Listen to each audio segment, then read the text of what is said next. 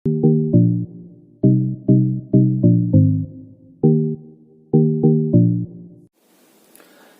दोस्तों, एक बार फिर से आप सभी का मेरे चैनल लर्निंग क्लासेस पे स्वागत है। So let's start the video sessions. Today I am talking about the most valuable topic of English grammar, ever और नेवर। ठीक है ना, आप देख रहे होंगे यूज ऑफ एवर और नेवर। एवर और नेवर का कहाँ यूज किया जाता है और किस प्रकार से सेंटेंस में इसका यूज किया जाता है, इसके बारे में आज हम इस वीडियो सेशन में देखेंगे। सबसे पहले देखिए यहाँ पे भी लिखा है मैंने आस्किंग क्वेश्चन। जब भी हम क्वेश्चन पूछते हैं, ठीक है ना, अक्सर इसका उपयोग या इसका प्रयोग या इसका यूज हम हमेशा तब करते हैं जब हम किसी से क्वेश्चन पूछते हैं। इसका मतलब ये नहीं है कि केवल हम इसका प्रयोग इंटरोगेटिव सेंटेंस में करते हैं। इसका प्रयोग अफर्मेटिव और नेगेटिव सेंटेंस में भी बहुत जगहों पे किया जाता है, लेकिन मोस्टली इसका use asking question and interrogative sentence के जगहों पे किया जाता है। जहाँ पे इंटरोगेटिव सेंटेंस बनते हैं, प्रश्नवाचक वाक्य बनते हैं, वहाँ इसका अधिकतर हम यूज करते हैं। सबसे पहले आप यहाँ पे देख रहे होंगे दोस्तों कि ever is generally use in interrogative sentence. ठीक है ना, इसका अक्सर क्या किया जाता है, यूज वहां किया जाता है जहां इंटरोगेटिव सेंटेंस बनते हैं। सेकंड, वहां यहाँ पे मोस्ट इंपोर्टेंट पॉइंट लिखा है, ever is use just before the main verb of sentence. ठीक है ना, अक्सर एवर का यूज सेंटेंस की मुख्य क्रिया से पहले किया जाता है। ठीक है ना, जो मुख्य क्रिया मेन वर्ब होता है सेंटेंस में, उससे पहले, जस्ट उसके पहले हमेशा इसका प्रयोग किया जाता है। किसका? एवर का। ठीक है ना, यहाँ पे हमेशा याद रखना, एवर का जो मीनिंग होता है, इसकी मीनिंग कभी या किसी समय होता है। अक्सर हम कभी के, जहां पे भी हमारे सेंटेंस के बीच में कभी इस प्रकार का शब्द आता है हिंदी में, तो हमेशा वहां पे एवर का प्रयोग किया जाता है। यहाँ पे देखिए कुछ मोस्ट इंपोर्टेंट लिखा है कि at any time, at any point, and लिखा है नीचे से इन एनी सिचुएशन। जब भी इस प्रकार की हमारे बीच जो सिचुएशन होता है, जो समय होता है और जो पॉइंट होता है, उनको डिनोट करने के लिए हमेशा याद रखना एवर का प्रयोग करते हैं। सबसे पहले मैंने कहा एवर आस्किंग द क्वेश्चन। इसके क्वेश्चन, जो प्रश्नवाचक वाक्य या प्रश्न पूछने के लिए हमेशा इस एवर का प्रयोग किया जाता है। आप देखेंगे कुछ सेंटेंस हम इसके आपके सामने रखेंगे, इसके जरिए आप इसको बहुत ही आसानी से एवर का प्रयोग कहाँ पे और किस प्रकार से सेंटेंस में किया जाता है वो अच्छी तरीके से आप समझ जाएंगे। यहाँ पे देखिए सेंटेंस है, क्या हुए कभी आपके विद्यालय आते हैं। हमेशा याद रखना प्रेजेंट इंडेफिनिट का जो सिंपल सेंटेंस होता है, उसका इंटरोगेटिव, जो इंटरोगेटिव होता है वो सेंटेंस है। ये हमेशा याद रखना, जब भी टेंस के बारे में हम पढ़ेंगे तो उसके जब हम टेंस को पढ़ रहे होंगे उस समय भी इस प्रकार के इंटरोगेटिव सेंटेंस, जो प्रश्नवाचक वाक्य बनेंगे, उस जगह पे भी इस प्रकार के सेंटेंस होते हैं। और क्या का प्रयोग किया जाता है हमेशा याद रखना, क्या हम तब यूज करते हैं जब हम किसी से क्वेश्चन करते हैं। हमेशा याद रखना, ठीक है, क्योंकि ये प्रश्नवाचक एक वाक्य है। और इस क्या में हम हमेशा ये भी ध्यान रखना कि क्या का प्रयोग से ही हम, जब भी हम किसी से क्वेश्चन पूछते हैं तो हमेशा उससे हम क्या से ही सबसे पहले अपने क्वेश्चन का स्टार्ट करते हैं। सबसे पहले देखिए, क्या हुए कभी आपके विद्यालय आते हैं। हमेशा याद रखना, यहाँ पे जो आपकी सबसे पहले जो फॉर्म लग जाएगी वहां पे, क्योंकि क्या के लिए जो प्रेजेंट इंडेफिनिट होता है उसमें हमेशा याद रखना जो इंटरोगेटिव सेंटेंस होता है उसमें डू या डज का प्रयोग किया जाता है, लेकिन यहाँ पे वे के साथ हमेशा डू का प्रयोग किया जाता है। तो डू, ये यहाँ पे डू दे। अब देखिए यहाँ पे एवर का प्रयोग कर दूंगा, do they ever visit your school. तो इसका मतलब होता है दोस्तों, क्या हुए कभी आपके विद्यालय आते हैं, do they ever visit your school. आते हैं, इसके लिए कम का भी प्रयोग किया जाता है। हमेशा याद रखना, जरूर नहीं कि विजिट ही लिखें, यहाँ पे कम का प्रयोग इस प्रकार से भी सेंटेंस हो सकता है कि do they ever come your school. ठीक है ना, और यहाँ पे इस प्रकार से भी हो सकता है कि do they ever visit your school, क्या वे कभी आपके विद्यालय आते हैं। एक और सेंटेंस है, इसको और अच्छे तरीके से समझते हैं। अगला सेंटेंस है, यहाँ पे देखिए, क्या आप कभी उत्तराखंड आते हैं। ठीक है ना, क्या आप कभी उत्तराखंड आते हैं। तो मैंने कहा यू यहाँ पे यू का प्रयोग किया जाता है, यू के साथ डू का प्रयोग किया जाता है। वहां जब मैं टेंस पढ़ाऊंगा तो उस समय आपको ये सब समझ में आ जाएगा। यहाँ पे डू का प्रयोग करूंगा क्या के लिए, ठीक है ना। और आप या तुम के लिए हमेशा याद रखना यू का प्रयोग किया जाता है। इसके बाद एवर का प्रयोग कर लूंगा और इसके बाद कम टू उत्तराखंड, तो ये हो जाएगा क्या आप कभी उत्तराखंड आते हैं। तो इस प्रकार से आपने यहाँ पे देखा होगा कि किस प्रकार से हमने प्रश्नवाचक जो इंटरोगेटिव सेंटेंस होते हैं उसमें किस प्रकार से हम एवर का प्रयोग कर रहे हैं। एक और सेंटेंस देखिए यहाँ पे कि क्या आप कभी ताजमहल गए हो, ये भी क्वेश्चन पूछ रहा है, ठीक है ना। तो हमेशा याद रखना यहाँ पे इस प्रकार से आपका ट्रांसलेशन हो जाएगा, have you ever gone to the Taj Mahal, ठीक है ना। इस प्रकार से इसका ट्रांसलेशन हो जाएगा। हमेशा याद रखना इस गॉन की जगह पे हम विन का प्रयोग भी कर सकते हैं। जिस प्रकार से आपने यहाँ पे देखा होगा, ये गो का क्या हो जाता है, थर्ड फॉर्म हो जाता है। गो का थर्ड फॉर्म है गॉन और ये बी का थर्ड फॉर्म है क्या, बीन। तो इस प्रकार से यहाँ पे इस प्रकार से भी हो सकता है कि have you ever been to the Taj Mahal, या इस प्रकार से भी हो जाएगा कि have you ever gone to the Taj Mahal, कि क्या आप कभी ताजमहल महल गए हो, ठीक है ना। इसमें देखिए दूसरा जो पॉइंट है, इसका यूज किया जाता है आस्किंग नेगेटिव क्वेश्चंस, जहां पे हमेशा याद रखना नोट का प्रयोग किया जाता है, वहां भी इसका प्रयोग किया जाता है, ठीक है ना, एवर का। बहुत सारे सेंटेंस ऐसे होते हैं कि इसमें हम नहीं या मत या इस प्रकार का जब भी हमारे पास शब्द आता है तो उस जगह पे हम इसका प्रयोग करते हैं, एवर का प्रयोग करते हैं आस्किंग नेगेटिव क्वेश्चन। देखिए कुछ सेंटेंस है, इसको समझते हैं कि किस प्रकार से वहां पे इसका यूज किया जाता है। सेंटेंस है यहाँ पे देखिए, मुझे कभी कॉल मत करना, ठीक है ना। तो ये हो जाएगा डू नॉट, या इसको इस प्रकार से भी डोंट पढ़ते हैं, ठीक है। डू नॉट को डोंट लिख लिया, डोंट एवर कॉल मी, ठीक है ना। तो क्योंकि डू के साथ नॉट लग गया है तो मैंने यहाँ पे बोला था कि आस्किंग नेगेटिव, जहां पे नकारात्मक इस प्रकार के वाक्य आते हैं वहां पे हम इस प्रकार से इसका यूज करते हैं। इसको डू नॉट पढ़ा जाता है। डोंट इसका शॉर्ट फॉर्म है। एवर, कॉल, कॉल देखिए यहाँ पे इस वर्ब के पहले ठीक पहले क्या लग गया है, यहाँ पे एवर लग गया है, और मी है मुझे कभी कॉल मत करना। तो इस प्रकार से इसका यूज यहाँ भी किया जाता है। एक और सेंटेंस है, मुझसे बात कभी मत करना, ठीक है ना। तो ये हो जाएगा इस प्रकार से, मैंने कहा don't ever talk to me, ठीक है ना।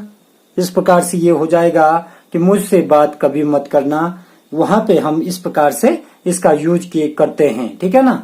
अब देखिए कुछ सेंटेंस ऐसे होते हैं जिसमें हम कमांड्स देते हैं, किसी को कुछ आदेश देते हैं, ठीक है ना।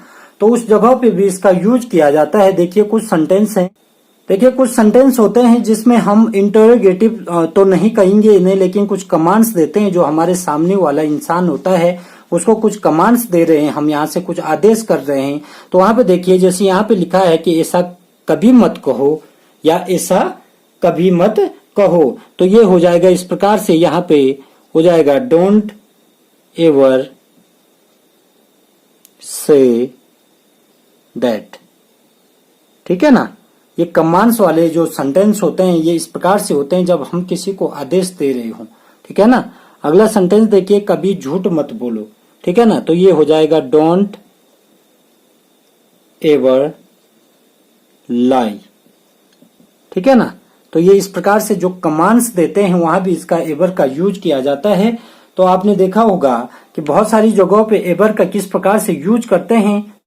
अब देखिए दोस्तों, यहाँ पे use ever with negative words like, nobody, nothing, no one, hardly. ठीक है ना, जो ये यहाँ पे जो वर्ड्स लिखे हैं मैंने, नोबडी, नथिंग, नो वन और हार्डली, जो नेगेटिव वर्ड्स हैं उनके साथ भी एवर का प्रयोग किया जाता है। तो चलिए देखते हैं कुछ एग्जाम्पल, या इसको देखते हैं कि किस प्रकार से नोबडी को क्या मीनिंग होती है और नथिंग की क्या मीनिंग होती है, नो वन की क्या मीनिंग होती है, हार्डली की क्या मीनिंग होती है और किस प्रकार से इसको सेंटेंस में यूज किया जाता है, इसके बारे में देखते हैं।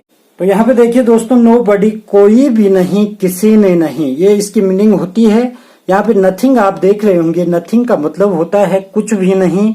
नो वन का मीनिंग होता है कोई नहीं, किसी ने नहीं। हार्डली का मीनिंग होता है मुश्किल से या शायद। तो चले देखते हैं कि use ever with negative words like, जो नोबडी या नथिंग या नो वन या हार्डली है, इसका प्रयोग सेंटेंस में किस प्रकार से हम करते हैं और वहां पे एवर का प्रयोग, जो एवर कभी होता है जिसका मतलब, उसका प्रयोग किस प्रकार से इन सेंटेंस में किया जाता है। तो चले कुछ सेंटेंस से देखते हैं कि किस प्रकार से इसका यूज होता है। अब देखिए यहाँ पे सेंटेंस है, यह काम कभी किसी ने नहीं किया। ठीक है ना, आपको पता है जो यहाँ पे हमने देखा है कि किसी ने नहीं, तो किसी ने नहीं के लिए हमने यूज किया था नोबडी को। तो सबसे पहले हम यहाँ पे लिखेंगे नोबडी। ठीक है ना, यहाँ पे सबसे पहले हो जाएगा नोबडी हैज एवर। एवर मैंने कहा, एवर का मतलब जो मीनिंग होती है वो कभी होता है, इसलिए हमने डायरेक्ट यहाँ पे एवर का प्रयोग कर रहे हैं। ठीक है ना, एवर डन दिस वर्क।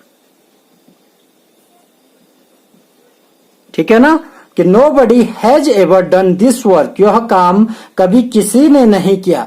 आप ऐसा भी सोच रहे होंगे बहुत सारे कि यहाँ पे नहीं के लिए नो क्यों नहीं लिखा। नो इसलिए नहीं लिखा क्योंकि इस पूरे की मीनिंग यहाँ पे देखिए, किसी ने नहीं, इसकी मीनिंग हो गई स्पेलिंग nobody।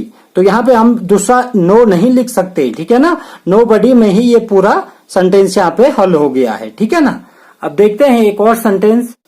यहाँ पे देखिए कि ऐसा कभी कुछ नहीं हुआ। कुछ नहीं के लिए हमने कहा था क्या है मीनिंग, नथिंग, और कभी के लिए एवर है।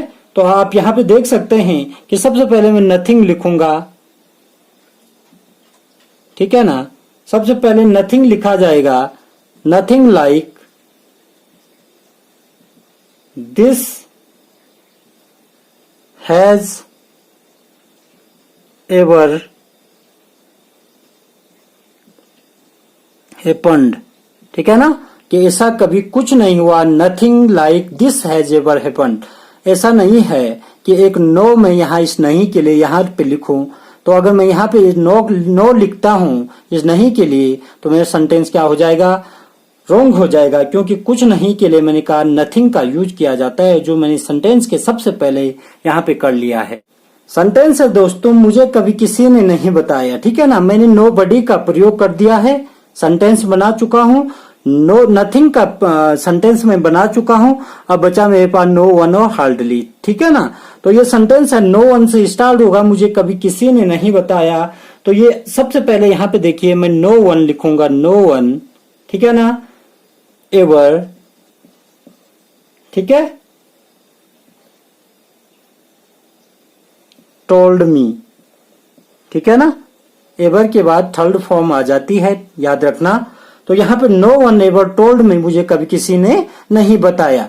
तो अब देखिए एक और सेंटेंस है जो हार्डली से है, उसको किस प्रकार से हम करेंगे वो देखते हैं।